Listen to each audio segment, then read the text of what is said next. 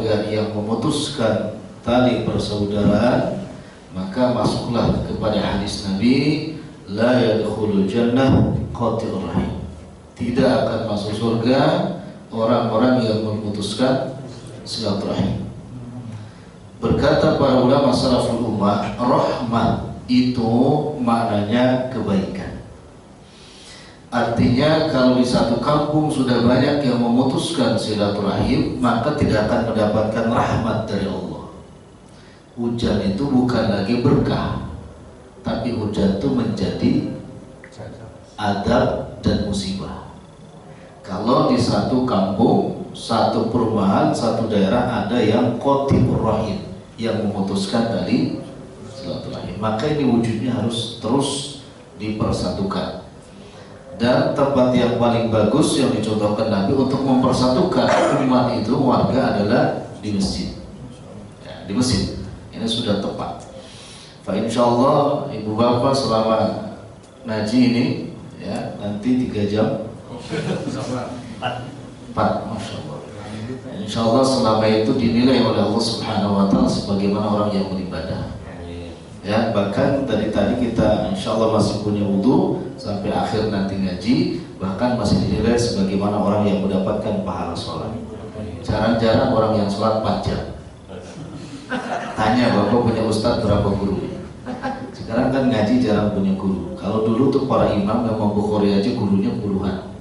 Bahkan ada satu imam yang gurunya ribuan. Hari ini paling banyak gurunya 3. Ya tanya sama guru yang 3, pernah nggak guru antum itu sholat malamnya 4 jam? Pasti jawabannya insya Allah belum pernah. Ya, insya Allah meyakinkan tapi belum pernah dilakukan. Ya. Jadi hati-hati dengan memutuskan silaturahim karena tidak akan lagi turun rahmat. Ini prolognya. Yang kedua mengenai kenapa musibah terjadi di mana-mana. Tapi yang menarik, Tangerang kena banjir, Lampung kena banjir. Ya. Tapi yang disalin di Jakarta. Benar. Karena kamu mau perpanjang. Tiba-tiba muncul analogi, hujan itu proyeknya Allah, banjir itu adalah proyeknya manusia. Begini Bapak sekalian,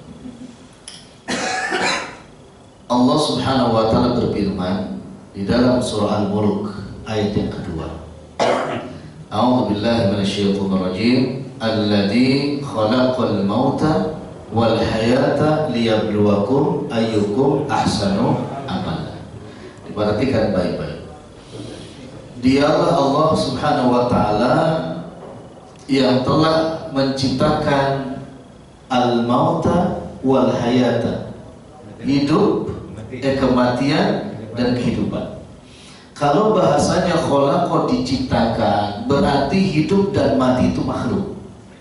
Ya, karena diciptakan berarti kehidupan dan kematian itu makhluk. Kalau kehidupan atau kematian dan kehidupan makhluk, berarti jawabannya yang pertama, yang namanya makhluk itu ada awalnya, ada akhirnya. Kamu dengar itu? Karena Allah menciptakan kematian dan kehidupan, berarti kematian itu ada awalnya dan ada akhirnya. Kapan awalnya kematian? Ya.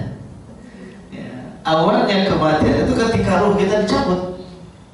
Akhirnya kematian kapan? Ada lagi mati gak setelah kematian? Tidak ada. Illa mautatan al-ula, kecuali kematian itu satu kali. Ya, kematian satu kali. Kehidupan ada awalnya, ada akhirnya. Nah, untuk apa Allah menciptakan itu? Dijawab oleh Allah Subhanahu Wa Taala, liyabluwakum. Diciptakan kematian dan kehidupan dua makhluk ini jelas untuk menguji kalian. Jadi kalau kenapa di sana sini terjadi musibah, jawabannya karena kita masih hidup. Ya, kalau sudah mati ada ujian nggak? Tidak ada. Yang ada apa? Balasan. Balasan yang mana? Dua. Balasan kebaikan, ya, dan balasan keburukan. Baik. Sekarang kita ngobrol saja dulu. Kalau Allah menciptakan kematian dan kehidupan, mana yang paling pasti yang akan kita jumpai? Kematian. Makanya Nabi berpesan, "Aktsiru hadibil ladza hiya al-maut," kata Nabi. Perbanyak oleh kalian mengingat penghancur kenikmatan. Apa itu? Kematian.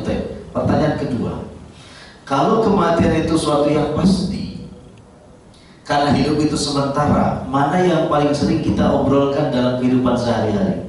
Perkara kehidupan atau kematian? Masya Allah. Ya.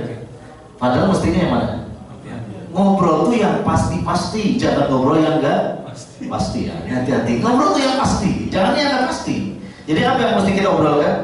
Kematian itu yang pasti. Kalau gini Pak, besok yang kita ganti mobil pasti apa belum? Belum Pak, walaupun punya fulus, ya kan? Besok kita renovasi rumah, beli rumah baru, belum pasti Pak. Tapi kalau ngobrol, mungkin besok kita mati, pasti Pak enggak?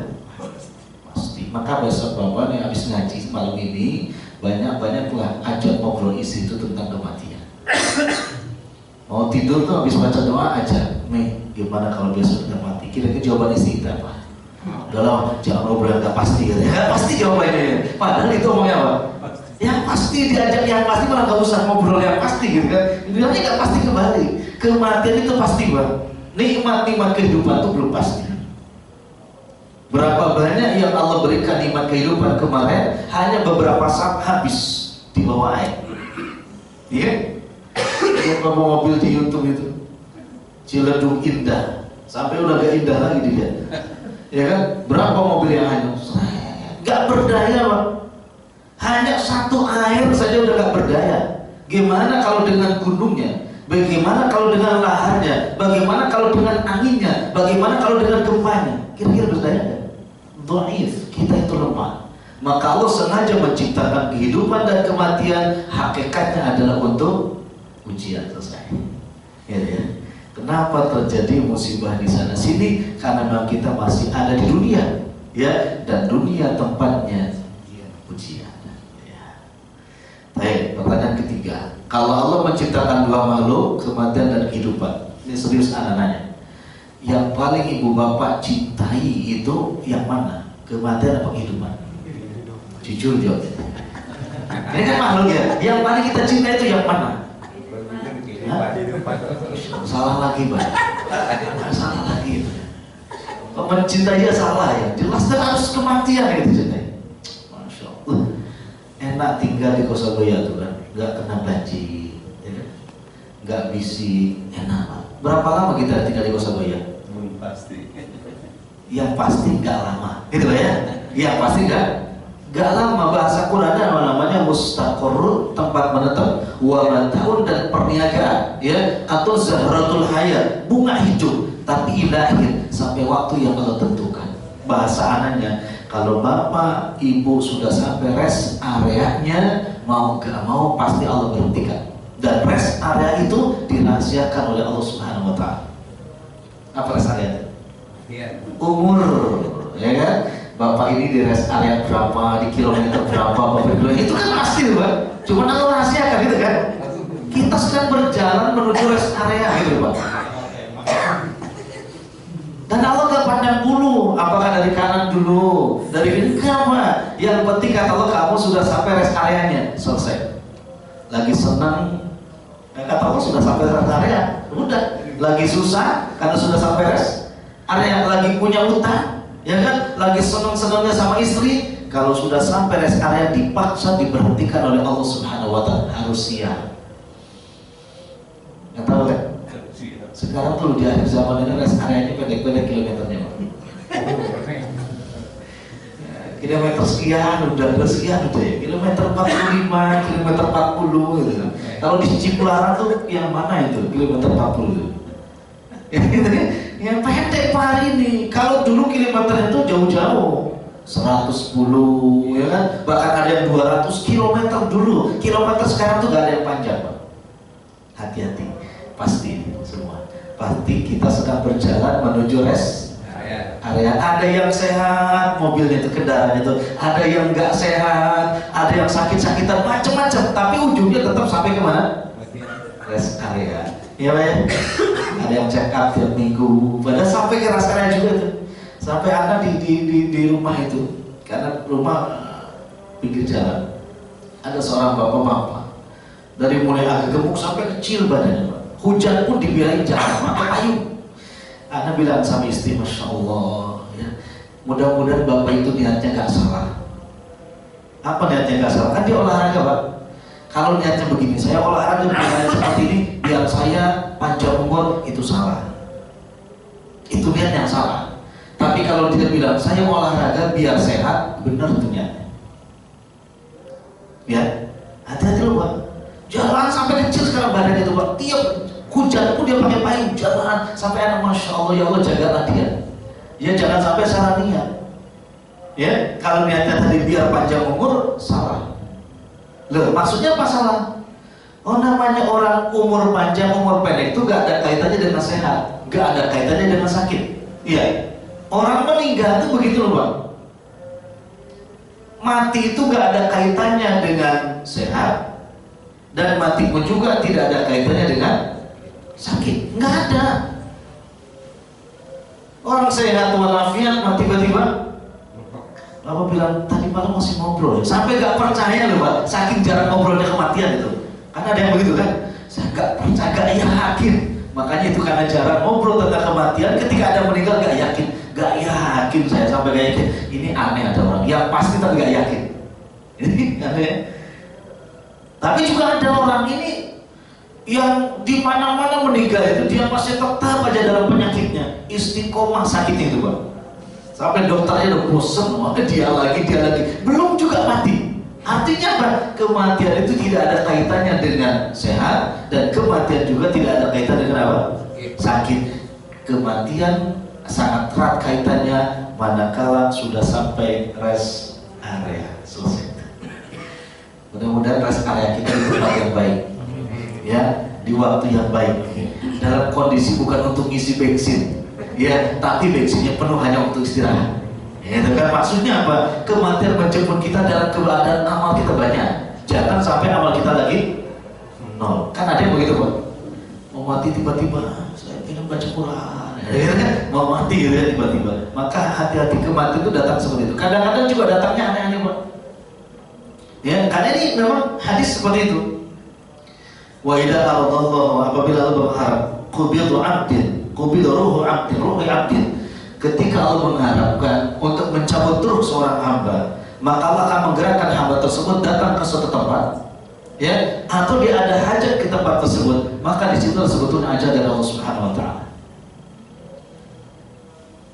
Ada yang gitu. Dulu siapa yang lagi senam di Jakarta itu tiba-tiba ketabrak mobil, meninggal beberapa orang, tahun kapan tuh sudah lama. Lalu ada orang komentar, coba kalau dia nggak olahraga pagi itu, mungkin nggak meninggal. Nggak bisa, karena hadisnya begitu. Kalau memang Allah berharap kepada si fulan dimatikan, maka dia akan ada hajat, akan ada kebutuhan ke tempat tersebut, sehingga dia jalan. Atau ada orang datang, asbabnya kedatangan tersebut adalah juga asbab kedatangan malaikat maut, itu kematian. Ya, hati-hati. Jadi bapak-bapak atau ibu-ibu tiba-tiba malam-malam pengen sesuatu yang aneh-aneh, hati-hati. Jangan-jangan di situ sudah ditunggu malaikat maut. Tahan sebentar Pak. Tapi nggak bisa ditahan kalau nanti keluar juga gitu kan. Ya keluar juga. Uj itu kan, Uj bukan Ustaz aja. Uj itu kan keluar pengen ngopi gitu. Ya kan pengen ngopi kan? Ya Allah takdirkan memang seperti itu. Wah iya, dan ketika pulang itu Allah takdirkan dengan apa? Dengan kematian. Kadang-kadang seperti itu. Tapi kalau ke tempat yang baik, alhamdulillah. Tiba-tiba bapak kok pengen banget ke masjid, padahal malaikat sudah duduk ke masjid, itu alhamdulillah Pak. Tapi kalau malam-malam tiba-tiba pengen main gablet, hati-hati lah. Jangan-jangan di tempat gablet sudah duduk malaikat. Bukan yang ramah lagi, yang serem, ya kan? Wah bau busuk lagi, itu bahaya. Ya, jadi tolong kembali ke seluruhan dulu, bahwa ujian itu adalah memang diciptakan oleh Allah selama kita hidup di dunia. Baik. Yang kedua, bagaimana cara menyikapinya? Bagaimana cara menyikapi ujian? Ada 3 yang Anda ingin bahas dan selesailah 20 menit insya Allah. Yang pertama Pak, sudah melihat musibah di sana sini, yang pertama, jangan merasa aman dari musibah. Jangan merasa aman dari makarnya Allah. Dalilnya mana? Pertama, surah Al-Ankabut ayat yang pertama. Ahasiban nas ayyusraku ayyaqulu amanna wa hum la yuftanun. Apa kata Allah? Ahasiban nas, apakah manusia itu mengira ayyusraku akan dibiarkan begitu saja setelah mengucapkan saya beriman, wa hum la yuftanun, kemudian setelah mengatakan saya beriman kemudian tidak diuji? Tidak. Maka di sini tidak boleh merasa aman dari ujian dan musibah. Sekarang gini dulu. Apa bedanya ujian dan musibah? Apa bedanya ujian dengan musibah? Kan ada ujian, ada musibah. Kata para ulama, yang namanya musibah itu segala sesuatu yang datang menimpa kita yang tidak disukai oleh hati kita, tidak disenangi oleh kita, itu namanya musibah. Tapi yang namanya ujian itu enggak. Semuanya, segala sesuatu yang datang kepada kita maka kita juga suka kepadanya, itu namanya ujian. Pertanyaannya, kalau kita punya istri cantik, itu musibah apa ujian? Iya, ujian. Antum gak usah jawab. Emang punya istri? Nanti kalau sudah punya istri. Iya. Ujian apa musibah? Ujian. Ya, ibu-ibu punya suami ganteng, ujian apa musibah? Iya. Ujian juga. Sekarang dibalik, mohon maaf, punya istri jelek, ujian apa musibah? Istri jelek, ujian apa musibah? Musibah tadi segala sesuatu yang datang kepada kita yang tidak disukai oleh hati kita, itu nama musibah. Berarti kalau istri jelek, nggak berani. Musibah lah.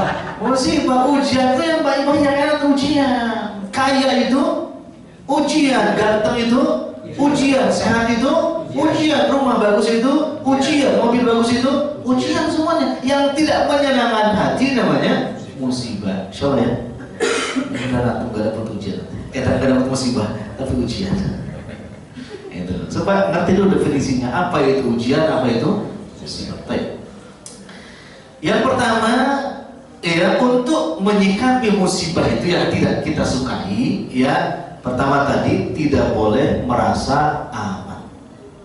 Karena hidup kita sudah pasti diuji. Kenapa mesti diuji? Karena kita ada di dunia. Dan dunia menawarkan 4 sifat. Sifat dunia. Dunia memiliki 4 sifat. Pertama, Pak, sifat dunia itu menawarkan kesenangan. Di mana kita punya kesenangan? Di dunia. Di mana kita bisa memperoleh kesenangan? Di dunia. Yang sifat 4 ini, sifat dunia, semuanya sementara. Kesenangannya sementara, Masya Allah. Ada orang yang sudah jenuh di rumah dan sebagainya, pergi ke mall untuk mendapatkan apa? Kesenangan. Bahkan Nabi katakan, dunia itu Nabi Allah Subhanahu wa Ta'ala jadikan sebagai apa namanya? Mata, ya, sebagai benda, sebagai kehidupan. Yang mana karakteristiknya? Kehidupan yang menarik, indah dipandang mata. Karena dunia menawarkan kesenangan. Maka Allah sebutkan, zuyyina lin-nasi hubbus syahawat minan nisa'i wal banina wal qanatiril muqantarati minad dhahabi wal fiddah. Allah tawarkan sifat dunia pada senang punya istri yang cantik, senang punya harta dan lain dan sebagainya. Itu sifat dunia.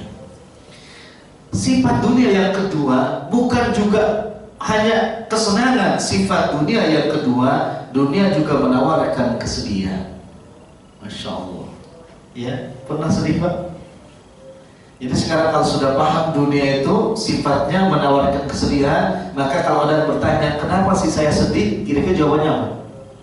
Jawabannya cocok. Ya, karena Anda masih dunia. Kalau sudah di akhirat sedih apa enggak? Hah? Belum tentu. Belum tentu. Kalau dapat nikmat, tidak sedih. Tapi kalau nggak dapat nikmat, sedih. Tapi dunia itu memang menawarkan kesedihan. Sifat dunia yang kedua. Sifat dunia yang ketiga, dunia itu menawarkan perpisahan. Itu dunia perpisahan. Idza wujidal wisal wujida tafarruq. Apabila ada pertemuan, pasti ada. Itu dunia menawarkan sifat itu. Makanya kalau ada yang menangis, ya Allah, kenapa suami saya meninggal? Jawabannya apa? Karena suamimu itu hidupnya di mana? Dunia menawarkan tafarruq, perpisahan. Selama kita di dunia pasti berpisah dengan istri, berpisah dengan suami, berpisah dengan anak, berpisah dengan orang tua, termasuk berpisah dengan harta benda. Itu harus dipahami untuk menyikapi musibah. Pasti karena dunia menawarkan perpisahan. Insyaallah yang kemarin yang berpisah dengan mobilnya berapa orang? Banyak. Yang berpisah dengan spring bednya berapa banyak? Sampai banyak. Yang berpisah dengan sofanya berapa banyak? Banyak Pak. Gak usah sedih. Kenapa? Harus dipahami itu musibah dan itu karakter dunia. Karena dunia menawarkan perpisahan. Kalau kita pengen hidup di dunia, maka siap sewaktu-waktu untuk berpisah. Ringan gak itu kalau ada musibah gitu? Ringan pastinya. Ya. Kemudian karakteristik yang keempat. Yang pertama tadi apa? Kesenangan, kesedihan, perpisahan. Ya. Kemudian yang keempat adalah dunia menawarkan untuk saling tolong menolong. Karena Quran menyebut ya ayuhan nas. Nas adalah makhluk sosial. Ya ayuhan nas ubudu. Ya ayuhan nas taqu. Ini makhluk sosial. Artinya apa? Ketika kita hidup di dunia itu gak bisa hidup sendiri, butuh orang lain. Pertanyaannya, kalau Allah mengirimkan musibah kepada satu tempat, sebetulnya di sana ada kasih sayang Allah. Supaya apa? Supaya ada ta'awanu 'alal birri wat taqwa. Supaya ada saling tolong menolong. Anak kasih contoh sedikit. Jadi ibu kan cuma 3 orang. Tapi kalau bapak tanya ibu-ibu yang lain, ada di bawah. Oh ada. Tanya ibu-ibu. Saya kira ibu-ibu yang di sini solehah semua. Ya tandanya istri yang solehah atau ibu yang solehah itu bajunya agak banyak Pak di rumah. Bajunya agak banyak, jilbabnya banyak. Mungkin ibu-ibu di sini jilbabnya mungkin cuma 3 insya Allah. 3 lemari. 3 lemari barangkali. Ya katakan 30 tuh. Kalau punya 20 saja jilbab, kira-kira yang dipakai itu berapa? Ya, yang sisanya di mana? Di mari. Kita bapak-bapak punya baju celana itu lebih daripada 10. Lebih. Yang dipakai berapa sih? Ketika ada musibah keluarga apa itu? Keluarga. Oh, ternyata dengan caranya Allah, baju yang nggak pernah dipakai karena kita beli lagi gitu, ternyata datang pengumuman dari teman-teman peduli bencana, barangkali ada pakaian layak pakai. Keluarga, ringan gak hati kita? Ringan. Sebelum ada bencana keluarga? Enggak. Sebelum ada bencana apa? Dihitung lagi, sayang dikeluarin. Tapi ketika ada bencana, mau kena keluar, jilbab keluar, baju keluar, semuanya keluar. Sampai di tempat-tempat yang kena bencana itu sudah gak bisa lagi orang nerima. Saking kebanyakannya, ada cara Allah untuk saling tolong menolong di dalam musibah. Paham ya? Masya Allah. Maka ucapkan apa? Alhamdulillah. Kan ada kemarin peduli banjir itu fulus di mana. Masya Allah Pak. Kalau nggak ada itu ada yang bergerak? Tidak Pak. Tapi ketika terjadi musibah itu Pak, bergerak, ngeluarin duitnya, ya kan? Masya Allah. Kalau nggak keluar takut juga saya kena musibah, akhirnya keluar juga terpaksa. Kenapa? Itu caranya Allah. Jadi itu sifat apa? Dunia tempat. Tidak boleh merasa aman dari apa? Musibah. Dalil yang kedua, surah Al-A'raf ayat 97, 98, 99. Rabbul Alamin Allah Azza wa Jalla berfirman, afa amina ahlul qura ayatiyahum ba'suna bayatan wa hum naimun. Apakah penduduk suatu negeri merasa aman? Ini Allah bertanya, maksudnya apa? Tidak boleh merasa aman siapapun yang merasa hidup di dunia. Dari apa? ayyatiyahum, ya Allah mendatangkan kepada mereka ba'suna ay al-adab al-bala wal masaib, mendatangkan 3 perkara, musibah, ujian dan siksa. Kapan? Bayatan, ketika waktu malam, wa hum naimun, sedangkan mereka sedang lelap tidur. Perhatikan ayat ini.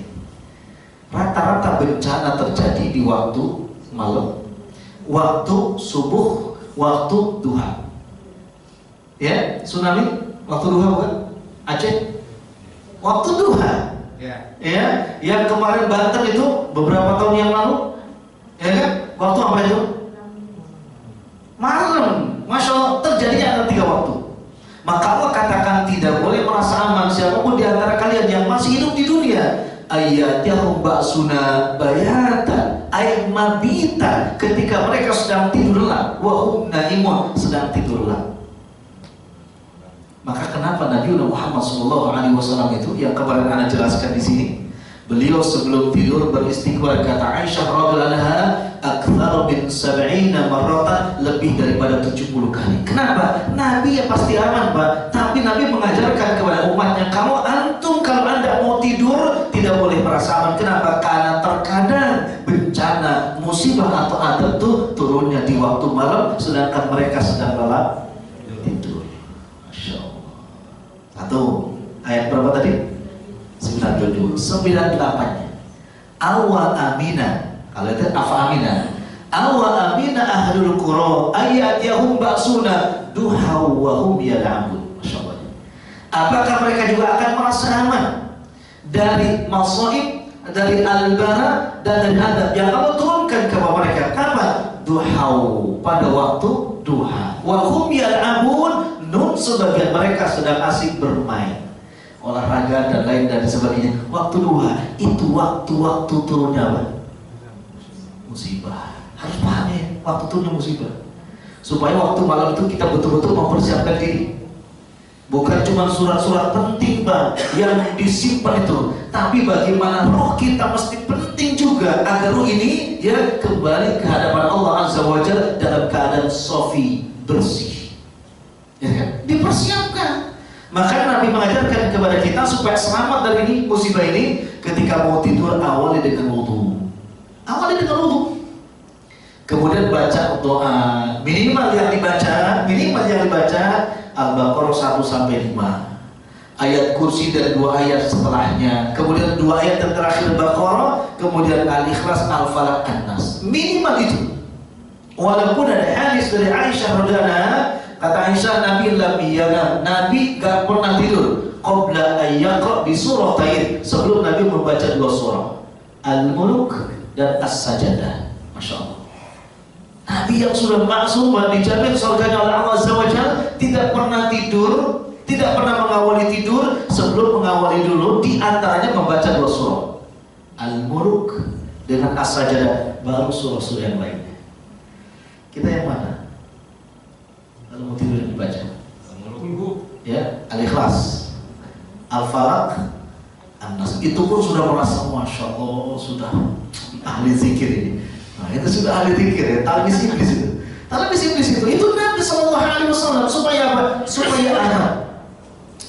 Bahkan kalau kita buka di dalam tafsir Ibnu Katsir atau di dalam tafsir At-Tabari, itu ketika membaca surah itu, kata Al-Imam At-Tabari, tidaklah Al-Baqarah, ayat kursi dan Al-Ikhlas, Al-Falaq, An-Nas dibacakan kepada orang yang majnun. Apa majnun itu?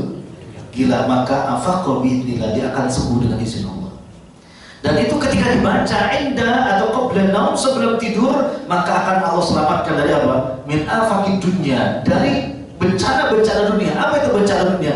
Kebakaran, kemalingan dan lain sebagainya. Wallahu ta'ala alam. Mungkin saking capeknya sekarang orang-orang, mobil khusus di Indonesia itu sudah nggak sempat lagi membaca surah-surah tadi, sehingga terjadilah bencana di sana sini. Insyaallah ya. Ini satu. Jadi jelas. Ayat ke-99 baru Allah bertanya, afa amina makrullah, apakah kalian akan merasa aman dari makar Allah? Apa makar itu? Rencana.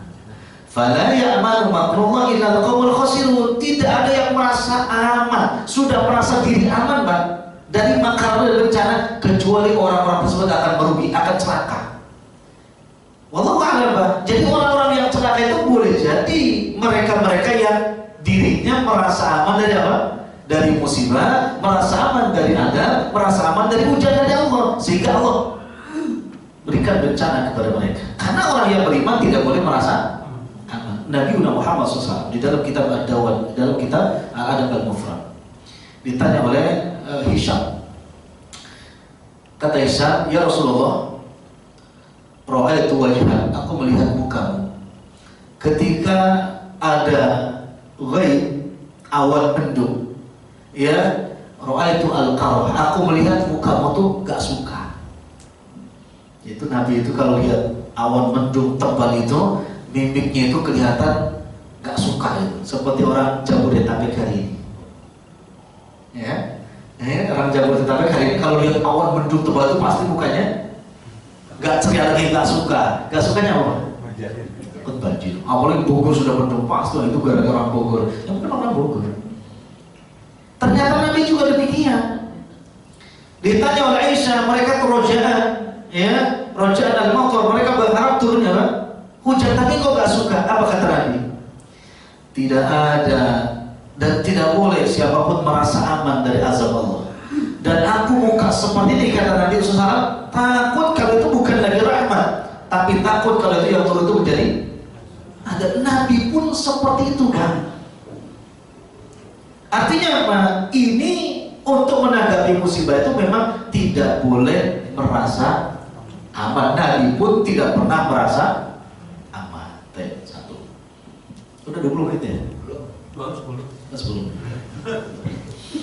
Satu. Yang kedua, cara menyikapi musibah itu baru satu. Tidak boleh merasa aman. Yang kedua, ketika terjadi musibah atau melihat musibah, maka berzikirlah, memuji Allah dengan sebaik-baiknya zikir. Ini perlu dan penting. Berzikirlah dengan sebaik-baiknya zikir. Kemarin ibu bapak begitu melihat berita di TV itu bencana, apa yang dibaca? Zikir. Atau baca WhatsApp itu, tiba-tiba oh di sana sini ada sudah seatap itu, apa yang dibaca dikit? Astagfirullahaladzim. Apa? Subhanallah. Subhanallah juga. Gak apa-apa, kan ilmu itu, gak ada masalah. Ada 3 hadis yang menjelaskan ucapan yang diajarkan Nabi SAW ketika melihat musibah yang bukan menimpa kita. Ya, melihat, mendengar. Yang pertama dari Abu Musa al-Ash'ari. Ini hadisnya hasan. Kata Abu Musa al-Ash'ari, ya, barang siapa yang melihat musibah, kemudian qala, dia berkata, alhamdulillahilladzi afani mimman ibtalaka bihi, ya, wa faddalna ala katsirin mimman khalaq. Maka barang siapa yang membaca zikir tersebut ketika melihat mendengar musibah, maka Allah akan selamatkan dia dari musibah apapun, ya, mata'asa, selama dia masih hidup. Selama dia masih hidup. Apa tadi? Alhamdulillahilladzi afani. Segala puji milik Allah yang telah menyelamatkan aku. Mimman ibtalaka bihi, dari orang-orang yang telah diuji dengannya. Ya faddalana ala katsirin mimman khalaq, dan Allah telah melebihkan bagiku, ya, daripada sebagian yang lainnya yang telah Allah uji. Itu yang pertama. Itu dari Abu Musa al-Ash'ari hadis. Mudah-mudahan hafal. Kalau nggak hafal, ada lagi hadis berikutnya tentang ketika kita melihat mendengar bencana. Hadis diriwayatkan oleh Tirmidzi bahwa Nabi SAW bersabda, apabila ra'aital masaib, melihat bencana, thumma qala, kemudian kita berkata, a'udzu billah a'udzubillah. Cukup itu. Ya, wa qila ada mengatakan a'udzubillahi min dzalik. Wa qila wal iyadu billah. Enggak ada masalah. Maka Allah akan amankan dari musibah tersebut. Ini lebih singkat. Yang kedua, yang ketiga, zikir yang diajarkan Nabi ketika kita melihat musibah, dan musibah itu adalah yang tidak kita sukai. Yang paling singkat tadi, alhamdulillahi ala kulli halin. Ya, alhamdulillahi ala kulli halin. Itu ada tiga. Dan itu sebaik-baiknya zikir, sebaik-baiknya doa ketika kita mendengar atau melihat musibah. Wallahu ta'ala alam. Kemarin ketika melihat musibah di mana-mana, apakah orang Jabodetabek membaca di antara tiga zikir ini? Atau ketika musibah itu justru buset? Banyak yang begitu, Pak. Bukan alhamdulillah kuliah atau yang buset. Ada lagi gila ya banjir digilain. Ya gila nih hujan kemarin tanggal 1 digila-gilain, Pak. Ini kalau ucapan seperti itu apa? Ucapan seperti itu adalah termasuk ucapan min qauli jahiliyah, ucapan orang-orang jahiliyah. Dan ucapan orang jahiliyah dilarang oleh Nabi untuk kita tiru, tidak boleh ditiru. Jadi kalau dengar banjir, gila banget ya, buset banget, itu jahiliyah, Pak. Sama termasuk ketika Bapak mendengar orang-orang musibah meninggal dunia. Ini kebiasaan kita yang harus kita jauhi. Ada yang meninggal, kemudian Bapak nanya, sakitnya apa? Itu termasuk ucapan jahiliyah. Sering dengar? Begitu dikabarin si fulan meninggal, kita nanya apa? Sakit apa? Ini jahiliyah. Jadi kalau masih ada yang ngomong itu jahiliyah kata Nabi. Atau bukan nanya sakitnya apa? Tanya umurnya berapa? Itu min qauli jahiliyah. Itu cuma jahiliyah. Begitu tanya umurnya berapa, tiba-tiba kasih tahu 90 tahun, dia bilang apa? Wajar. Bilangnya wajar. Begitu katakan berapa umurnya meninggal tuh? 15. Kasihan. Maka jahiliyah. Padahal doa yang diajarkan Nabi ketika dengan musibah kematian bukan seperti itu. Tidak boleh ditanya sakitnya apa, umurnya berapa. Tidak boleh. Min qauli jahiliyah, itu ucapan orang-orang jahiliyah. Sama seperti hujan, hati-hati. Digila-gilain, Pak. Pantas banjir itu gak berhenti. Gila bener kemarin tanggal 1. Bukan innalillahi, gila bener. Kalau mengatakan gila bener hujan itu berarti mengatakan kepada siapa? Yang menurunkan hujan. Sampai yang dikatakan gata subur ya, kata Nabi jangan mencela angin. Kenapa? Karena angin itu ada yang menggiringnya. Allah Azza wa Jalla. Ya, ada yang menggiringnya, ada yang menggerakkannya. Tidak boleh mencela. Masya Allah. Ya? Tapi banyak yang masih kayak begitu, maka wajar, Pak. Dan harusnya sayangnya yang kayak begitu gak mau ngaji. Ya, kalau gak ngaji kan gak dapat solusi, Pak. Tapi kalau ngaji gak dapat solusi kan. Masalahnya atau muskilahnya, Pak, kalau ada orang-orang jahiliyah begitu gak mau ngaji, ketika Allah turunkan azab, yang soleh-soleh juga ikut kena. Itu kan musibah. Tapi mereka gak mau juga dikatakan menjadi penyebabnya. Malah berkata, saya kan gak merugikan orang lain. Justru dengan perilakunya maksiat itu merugikan. Pertanyaannya, mohon maaf, ada orang zina. Zina kita gak tahu dia zina mana. Tahu dia berkatakan saya zina juga suka-suka saya dan tidak merugikan orang lain. Benar apa salah jawabannya? Salah, siapapun yang berzina itu sudah merugikan orang lain. Kenapa akan mengundang? Kalau adabnya sudah turun, apa dia doang yang dapat adabnya? Tidak, Pak. Kalau Jabodetabek ini ada yang berzina rutin setiap bulan 10 orang saja, adab itu pasti turun terus, Pak. Menimpa kepada siapapun, hatta orang-orang beriman. Kalau ada 10, Allah mungkin ada ya.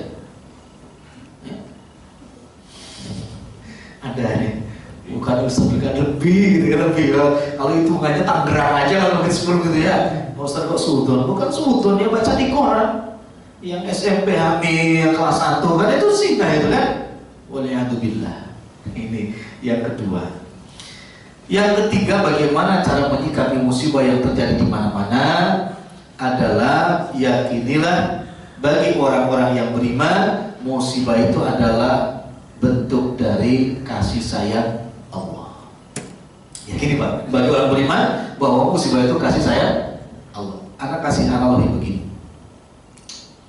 Seandainya Bapak punya istri, ini jangan yang sekarang, maksudnya ngobrol aja lah.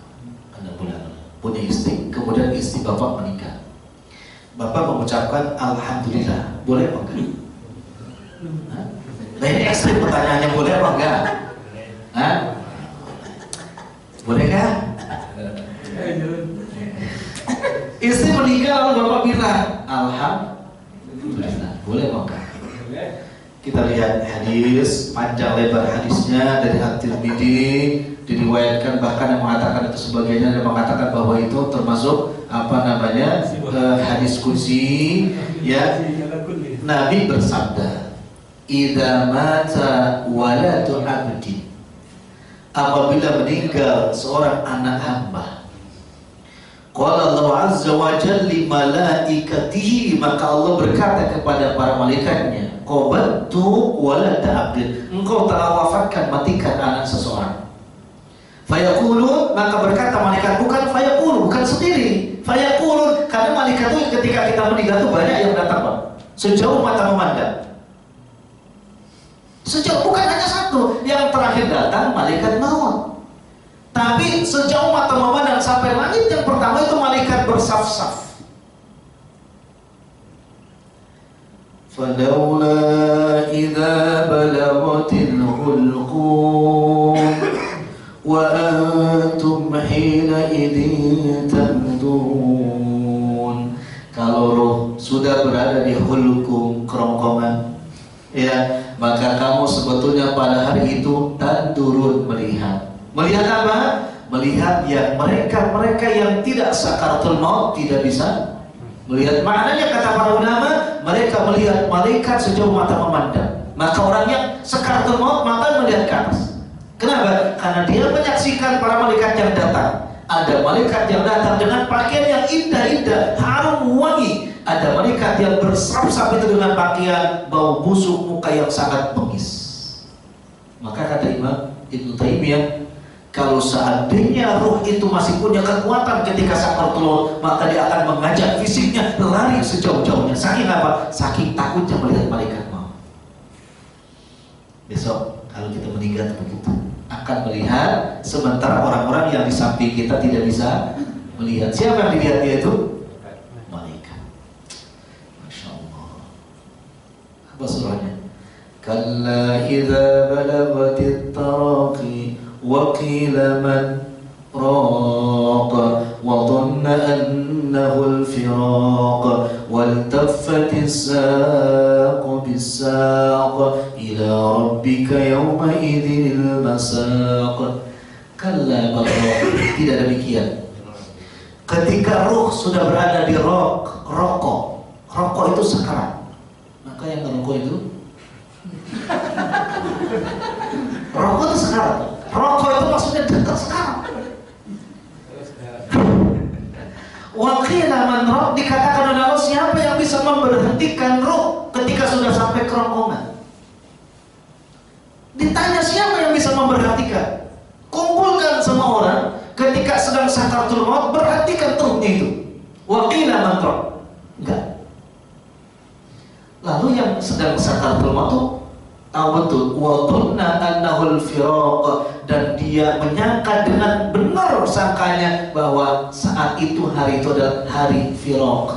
Kata orang Sunda, pirang. Pirang itu cerai, berpisah. Kalau antum nanti punya istri orang Sunda, hati-hati, Mas yuk pirang itu minta cerai. Pirang, firaq, bercerai, berpisah. Wa dhanna annahul firaq. Yang menariknya dan menggetarkan kita yang membaca, wal taffatis saqu bis-saq, kakinya pada saat itu bertautan, mengerang, mengejar. Perhatikan, mengerang, mengejar. Kenapa? Dia tahu betul itu saat sakaratul maut dan tidak ada yang bisa memberi. Hatta anaknya, hatta bapaknya enggak, mengejar, mengerang. Lihat kan sakaratul maut. Sampai kalau bapak ada di sampingnya terdengar itu suara rohnya dicabut, kerak bunyi, dan dia langsung dekat. ila rabbika yawmaidil masa. Dia menuju kepada Rabbnya yang telah menjanjikan hari itu. Demi Allah, itu kita pasti di sana. Maka lihat proses yang sedang Sakratul Maut. Datang anaknya berkata, "Ma, ini aku gak mengenal dia." Kenapa? Dia sedang fokus memperhatikan malaikat yang bersaf-saf.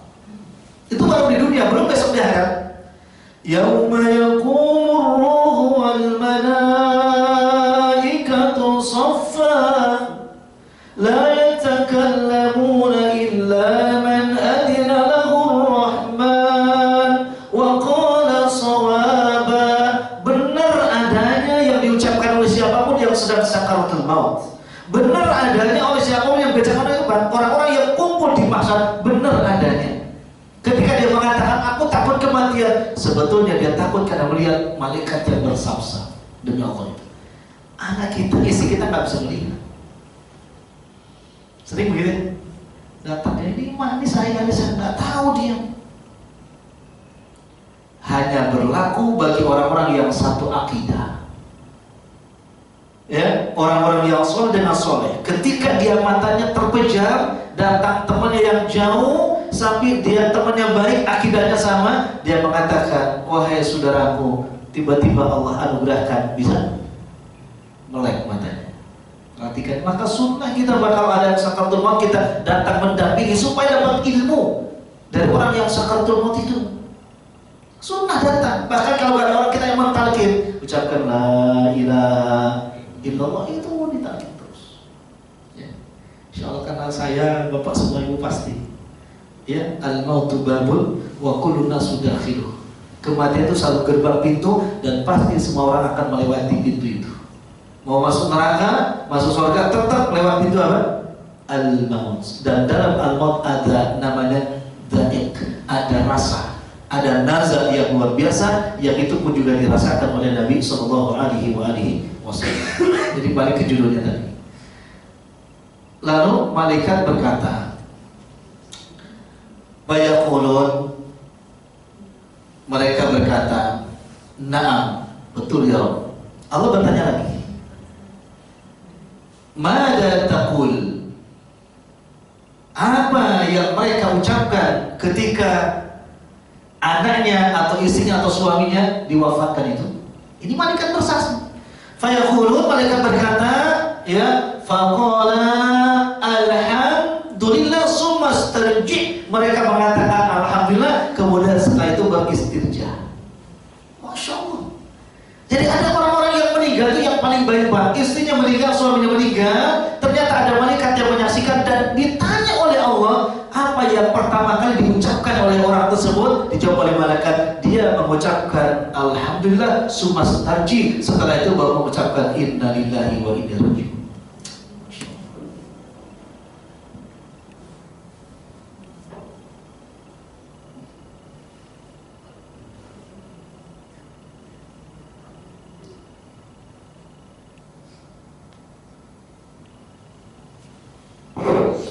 Ya, belum tentu kita bisa seperti itu. Jadi boleh, tapi bahagia karena dia melihat kebaikan istrinya, istri yang soleh, melihat suaminya yang soleh, sehingga dia paham betul bahwa itu musibah yang paling besar, kematian, tapi tetap dia mengucapkan alhamdulillah, baru mengucapkan inna lillahi wa inna ilaihi raji'un. Allahumma ajirni fi musibati wa akhlif li khairan minha. Itu lebih baik, insyaallah. Jadi hanya orang-orang jahiliyah yang enggak paham itu. Maka di balik semua musibah, sebetulnya di sana ada kasih sayang Allah Subhanahu wa taala, hatta musibah yang paling besar, musibah yang menimpa keluarga kita. Satu dari hadis yang kedua, riwayat Imam Muslim. La yazalul bala bil mu'min wal mu'minah. Tidak henti-hentinya ujian itu, musibah menimpa seorang mukmin dan mukminah. Fi nafsihi wa waladihi wa malihi. Ujian gak berhenti menimpa seorang mukmin dan mukminah, menimpa dirinya dengan sakit dan sebagainya, menimpa anak-anaknya, menimpa hartanya. Sampai kapan, Pak? hatta yalqallah, hingga dia mati. Ada orang yang sengaja oleh diuji itu gak berhenti sampai dia mati. Tujuannya apa? Wa ma alaihi khati'atun, tujuannya supaya dia kembali kepada Allah tanpa membawa dosa sedikit pun. Masya Allah. Maka dibalik ujian dan musibah itu sebetulnya adalah ada kasih sayang Allah. Maka ada hadis dijelaskan oleh para ahli hadis, nanti orang-orang yang afiah, sehat kayak kita seperti ini Pak, di akhirat akan iri kepada pahala orang-orang yang penuh dengan ujian ketika hidup di dunia. Dan mereka minta dikembalikan ke dunia, minta diuji, bahkan ujian berat, cabik-cabik, potong-potong daging ini sampai halus, ya, dan saya akan bersabar, ingin mendapatkan pahala orang-orang yang penuh dengan ujian ketika di dunia. Berarti ketika menyikapi musibah itu, yakini bahwa di sana ada kasih sayang Allah yang luar biasa. Bahkan Allah menginginkan kita kembali kepada Allah tanpa membawa dosa. Ya, kan kita habis sholat doa. Ya, Allah maghfir dzunubi wa dzunuba walidayya warhamhuma kama rabbayani shaghira, dan lain dan sebagainya. Tapi juga ada orang-orang yang belum cukup dengan doanya, belum cukup dengan sedekahnya, belum cukup dengan silaturahimnya untuk sampai surga. Maka Allah cukupkan mereka dengan ujian yang sangat kuat. Ternyata dengan ujian tersebut untuk mengakumulasikan pahalanya supaya dia sampai ke surganya Allah Subhanahu wa taala. Jadi jangan kita punya pemahaman kalau sudah sholat lalu kita membaca Allah maghfirli, tiba-tiba hidup kita senang terus selamanya. Tidak boleh. Jadi semakin soleh itu orang, maka semakin berat ujiannya. Semakin soleh, semakin berat ujiannya. Semakin bagus imannya, maka semakin berat ujiannya. Maka orang-orang yang ringan imannya, ringan amal solehnya, maka ujiannya pun juga ringan. Demi Allah itu hadis sahih riwayat Muslim. Ya, ketika iman seseorang sulban, lurus bagus, ishtadda balahu, maka akan berat ujiannya. Wa in kana fi dinihi riqqatan, apabila dia agamanya tipis, iman yang tipis, maka ibtala ala hasabi dinihi, maka akan diuji sesuai dengan tingkatan agamanya masing-masing. Salah seperti itu ya. Apa tadi? Tidak boleh merasa aman dari ujian Allah. Yang kedua, ketika melihat mendengar ujian, zikir, berdoa dengan sebaik-baiknya doa. Yang ketiga, untuk menyikapi ujian bahwa dimanapun ada ujian, sebenarnya di sana ada kasih sayang Allah yang luar biasa. Karena dengan ujian itu Allah ingin mengantarkan kita masuk ke surganya Allah Subhanahu wa taala. Mudah-mudahan kita semua termasuk orang-orang yang walaupun diujinya ringan, tapi tetap mendapatkan jannahnya Allah Subhanahu wa taala. Barakallahu fikum. Wallahu ta'ala bisawab. Subhanallahi bihamdik, asyhadu an la ilaha illa anta, astaghfiruka wa atubu ilaik. Wassalamualaikum warahmatullahi wabarakatuh.